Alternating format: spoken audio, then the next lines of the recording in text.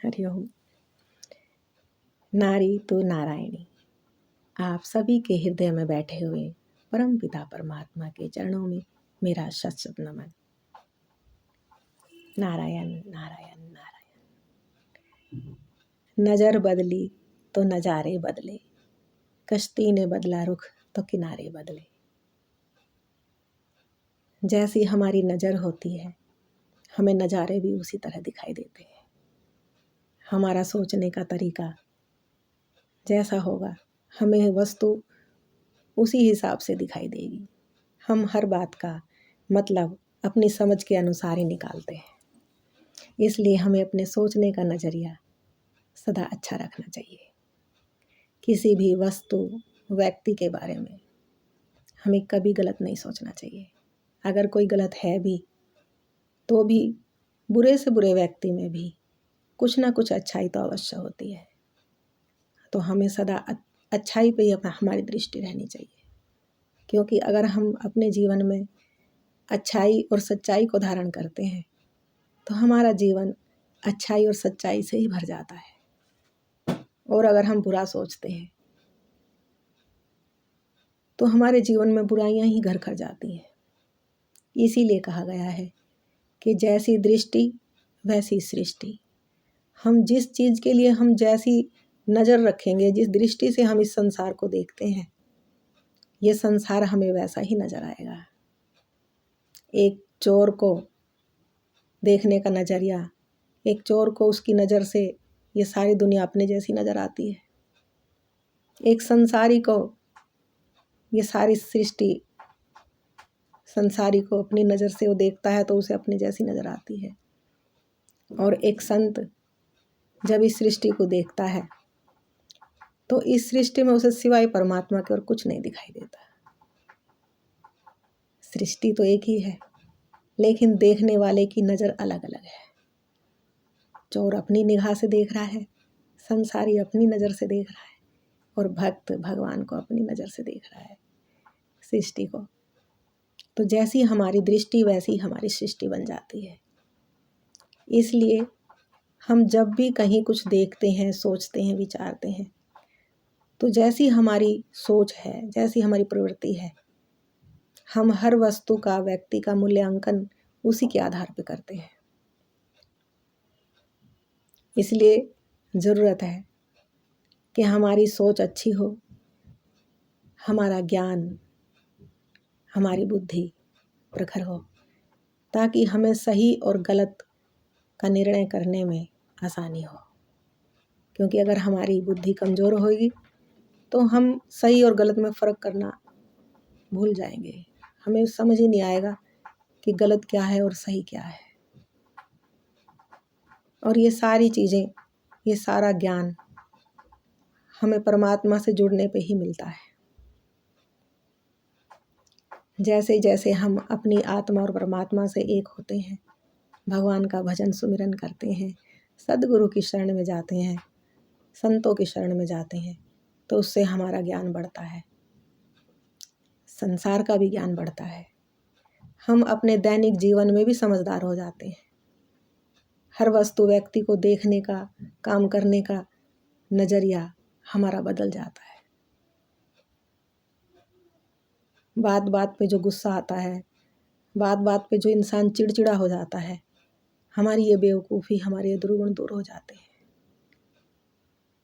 भगवान का भजन करने से इंसान के अंदर सहनशीलता आती है, समझदारी आती है।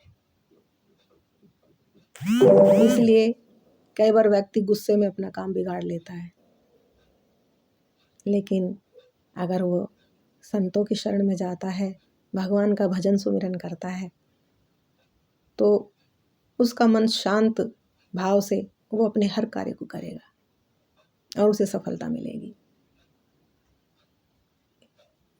इसलिए भगवान तो एक ऐसी औषधि है मनुष्य के लिए कि जो उसे परम आवश्यक है, संजीवनी। हम इसे संजीवनी ही कहेंगे।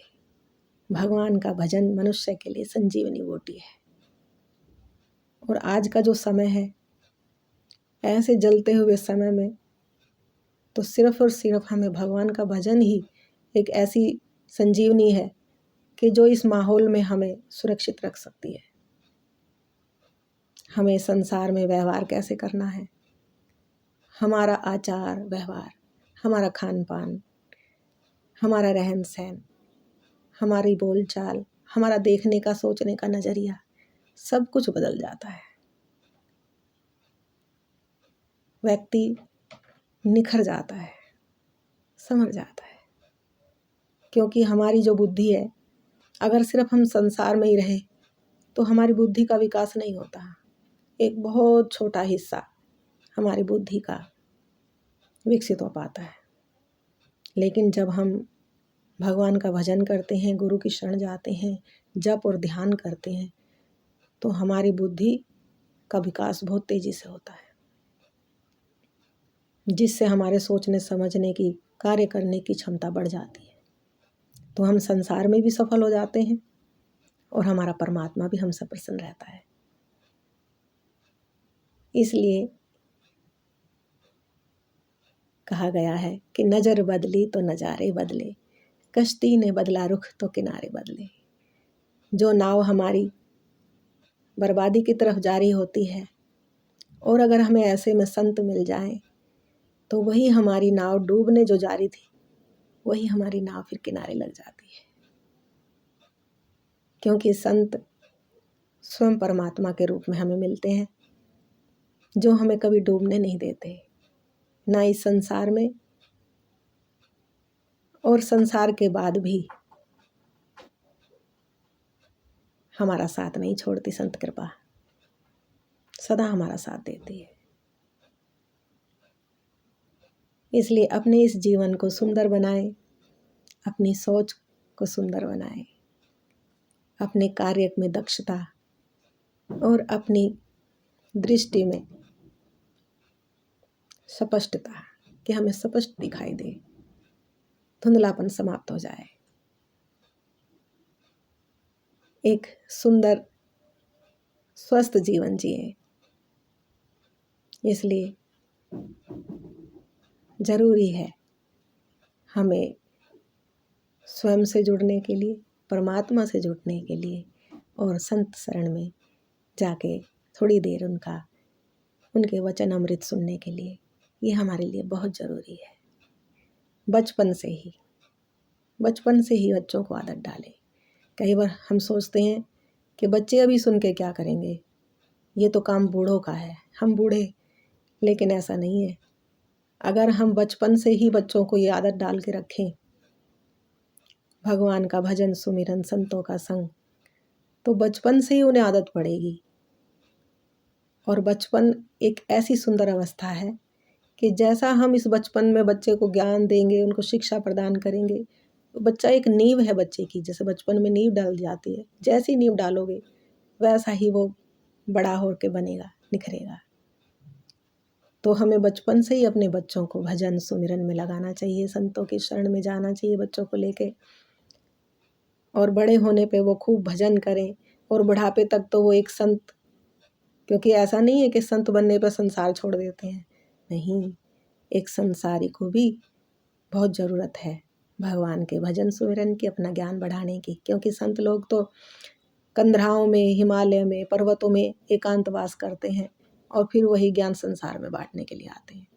लेकिन हम संसारी को भी चाहिए कि उन्हीं संतों की शरण में जाके भगवान का भजन सुमिरन करके अपने ज्ञान को बढ़ाएं, अपने बुद्धि और विवेक को बढ़ाएं, ताकि हम बुराइयों से बच सकें और इस संसार में सफल हो सके, अपने अच्छे जीवन को सुंदर और सुंदर बना सकें, बुराइयों से बच सकें, अच्छे और बुरे में हमें फ़र्क करना आ जाए और हमारी दृष्टि ऐसी सुंदर और साफ हो जाए कि हमें दूर तक का नज़र आए और हम कभी भी धोखा ना खाएं, ना अपनों से, ना परायों से और ना स्वयं से। ये ज्ञान हमें परमात्मा से और संतों से जुड़ने पर ही मिलता है।